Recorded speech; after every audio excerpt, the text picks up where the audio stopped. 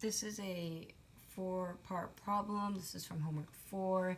It is, you deposit 100 into an account that pays 6% interest. How long will it take your balance to reach 1,000 for each frequency of compounding? So first off, I started with this equation, which is A is equal to P1 plus Rn and T. And then I found out my P, R, and A. T I don't know because T is what I'm trying to solve for. A is my 1,000 because that is what I'm trying to reach. R is my percent, and when you convert it, it is 0.06. And then P is my 100 because that's what I currently put in and deposited. So when putting this all into the equation, this is what I start off with. And I divide both sides by 100, which gives me 10. And then once I go from this, I solve for in the parentheses, which I show here. So then I get 1.06 t, because I just bring the t down because 1 times t is still t. From here, I want to convert this into natural log. So I have natural log 10 is equal to natural log 1.06 t. And for my next step, I want to bring t forward. So I divide and I bring t forward. So I have natural log 10 equals t natural log 1.06. When I divide, I go down here and I put natural log 10 over this. Natural log 10, once put in the calculator, is equal to 1. And once this is put in the calculator, you get this really big number. You divide these two together, and you get 39.52 years. Gotta add an A there. Year, or for yearly. If we move down a bit to part B, this would be quarterly.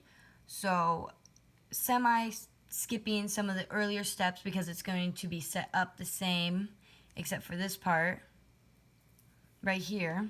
So I have again 1,000 and 100, so we put 10, we do the parentheses work, we get this number right here, which is 1.015, transfer it back into natural log, and you want to bring the 4 and the t up, so we bring the 4 and t up.